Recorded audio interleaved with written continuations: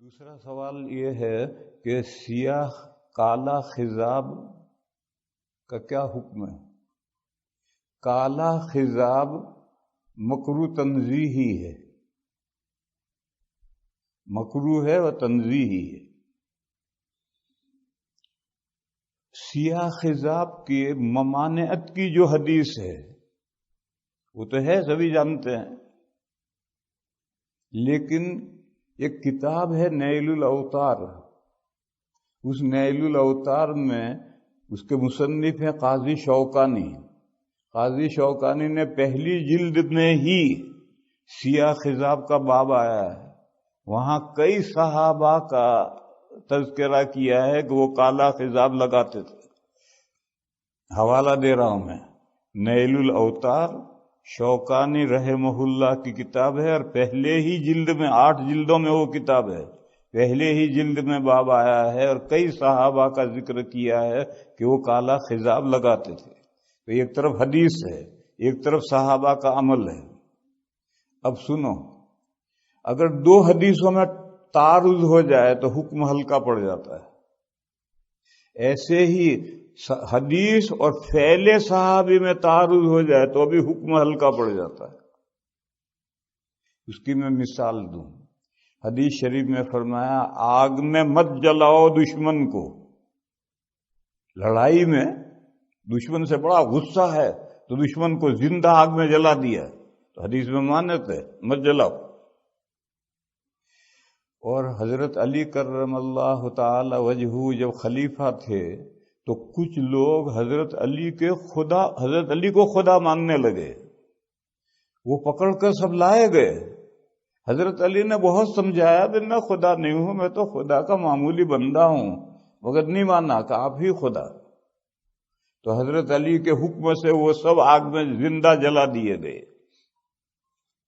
یہ واقعہ کوفہ میں پیش آیا ہے، اس کی خبر بصرے میں پہنچی حضرت ابن عباس رضی اللہ تعالی عنہما کو، جو وہاں قاضی تھے، حضرت علی کی طرف سے وہاں قاضی تھے۔ تو حضرت ابن عباس نے تبصرہ کیا کہ اگر یہ مقدمہ میری کورٹ میں آتا تو میں ان کو قتل کرتا، آگ میں نہ جلاتا۔ حضور نے آگ میں جلانے سے منع کیا ہے، اس لیے میں آگ میں نہ جلاتا، ان کو قتل کرتا، کیونکہ حضور نے فرمایا کہ من بدل دینہ فاقتلوہ، جو مرتد ہو جائے اسے قتل کرو، تو میں قتل کرتا، آگ میں نہ جلاتا۔ یہ ابن عباس کا تبصرہ جب حضرت علی کو کوفے میں پہنچا تو حضرت علی نے فرمایا صدق ابن عباس، ابن عباس نے صحیح کہا۔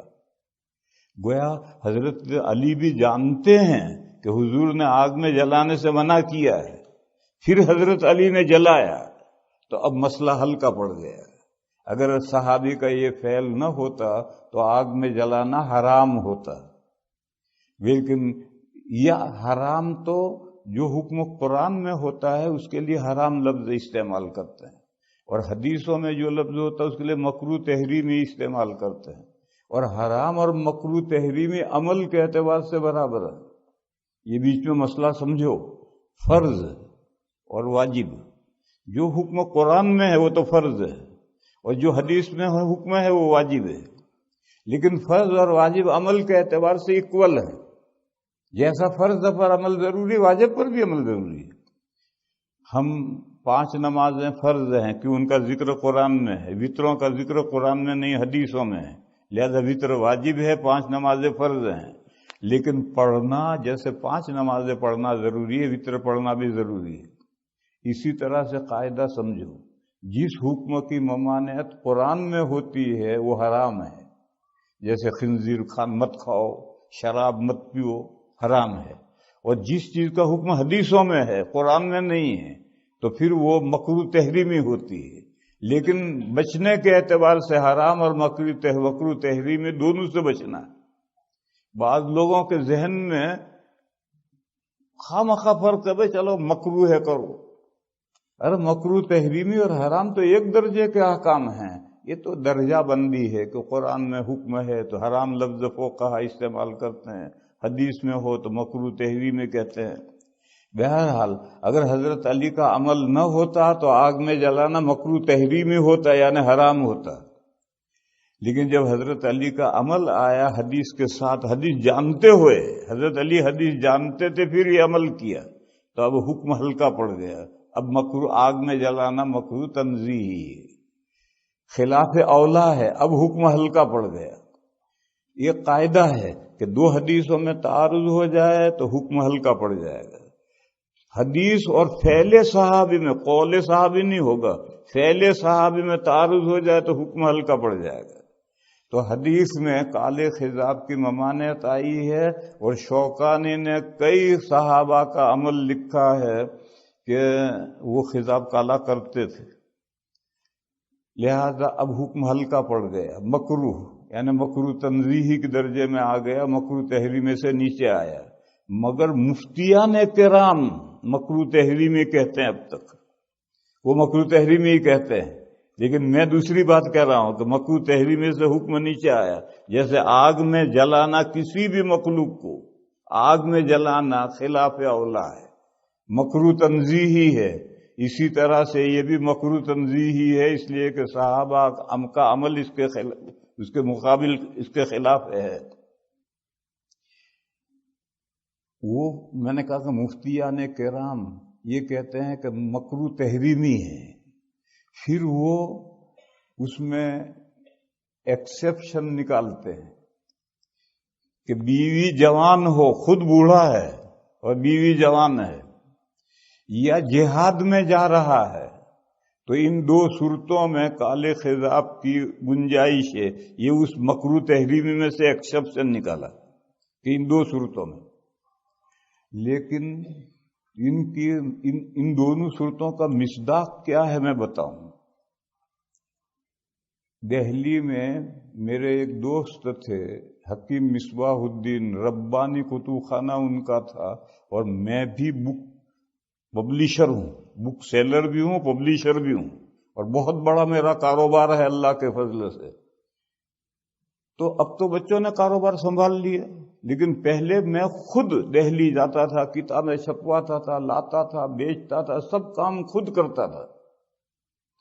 تو دہلی میں حکیم مصباح الدین صاحب ایک مسجد کے امام تھے اور مسجد کے مکان میں رہتے تھے، میں ان کے پاس جا کر ٹھہرتا تھا، اور دہلی کی پوری مارکیٹ انہوں نے مجھے سمجھائی، کہاں سے کاغذ خریدنا ہے، کس طرح خریدنا ہے، پریس کہاں ہے، تو میرے ان سے تعلقات تھے۔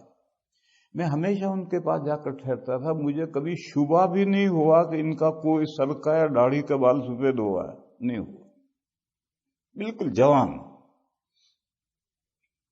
زندگی آخر میں اٹیک ہو گیا، اب نہیں ہے دنیا میں، چلے گئے، اللہ ان کے درجات بلند کرے، مغفرت فرمائے۔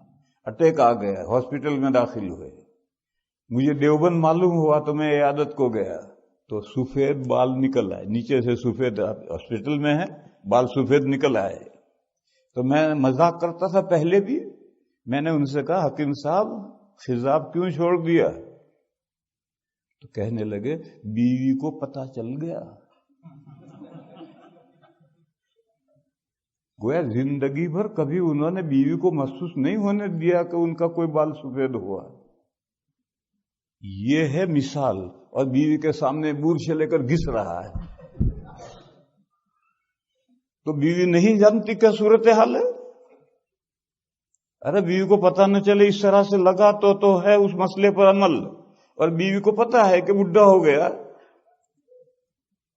اور بیوی کے پاس تو جوان ہے یا بڈھا ہے اس کے جاننے کے لیے ایک دوسرا تھرمامیٹر ہے، اس سے وہ فیصلہ کر لیتی ہے کہ جوان ہے یا بڈھا ہے۔ یہ خان صاحب قبل از وقت ریٹائرمنٹ مانگ رہے تھے، کوئی خان صاحب ہو تو ناراض مت ہوئی ہو، قبل از وقت ریٹائرمنٹ مانگ رہے تھے، باس نہیں دے رہا تھا۔ ایک دن انہوں نے سینہ کھول کر دکھایا تو سارا سفید ہو گیا تھا، اس کو رحم آ گیا اور اس نے ریٹائرمنٹ دے دیا۔ خوش گھر آئے، بیوی سے کہا ریٹائرمنٹ مل گیا، اب بیٹھے بیٹھے کھائیں گے۔ تو بیوی نے پوچھا کیا ہوا؟ کہنے لگے میں نے سینہ کھول کر دکھایا تو اس کو رحم آ گیا اور اس نے ریٹائرمنٹ دے دیا۔ تو بیوی نے کہا ذرا اور نیچے کھول کر دکھا دیتے تو ڈیزیبلٹی کا وظیفہ بھی مل جاتا۔ لا الہ استغفر اللہ۔ دوسرا واقعہ سنو، یہ مولانا صاحب ہیں، اب وہ کراچی میں پڑھتا ہے، میں نام نہیں لیتا ان کا، کسی مسئلے سے نام نہیں لیتا، وہ پہلے دارالعلوم دیوبند میں مدرس تھے۔ ان کے پاس ایک مہمان آیا، وہ لے کر میرے پاس آئے، وہ روس کے ساتھ جب افغانستان کی جنگ چل رہی تھی اس وقت کا مجاہد تھا، جہاد کرتا تھا روس کے خلاف۔ وہ لے کر میرے پاس آئے بیٹھے چائے وائے پلائی، ناشتہ کروایا، ادھر ادھر کر، نہایت اعلیٰ درجے کا جاہل، ایسا جاہل تو میں نے دیکھا ہی نہیں کہیں۔ کہنے لگا حضرت علی افغانستان میں جہاد کے لیے آئے ہیں۔ لے، حضرت علی کہاں آئے ہیں؟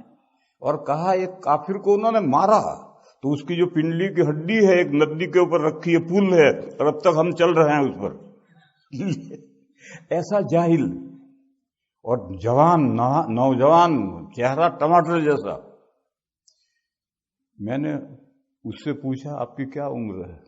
میں یہ سمجھتا تھا کہ 30-35 سال کا جوان ہے، تو اس نے کہا میری عمر 75۔ تب میری سمجھ میں وہ فقہ کا مسئلہ آیا کہ مجاہد کو جو کالا خضاب لگانے کی اجازت ہے وہ یہ مجاہد ہے۔ اور چہرہ، گال ڈھل گئے ہیں، چہرے پر جھریاں پڑ گئی ہیں، اور اب کالا خضاب لگا کر کے دشمن کے سامنے جائے گا، دشمن نہیں سمجھتے بڈھا ہے، چہرہ بھی ایسا چاہیے جسے کالا خضاب کرے۔ پھر سنو، ہر خضاب زینت ہے، میں نے ایک خضاب کر رکھا، یہ زینت نہیں، اور کالے خضاب میں زینت کے علاوہ دھوکہ ہے، تو دھوکہ کرنے کیا ضرورت ہے؟ آپ زینت چاہیے آپ کو خوب۔ دوسرا سوال یہ ہے کہ سیاہ کالا خضاب کا کیا حکم ہے؟ کالا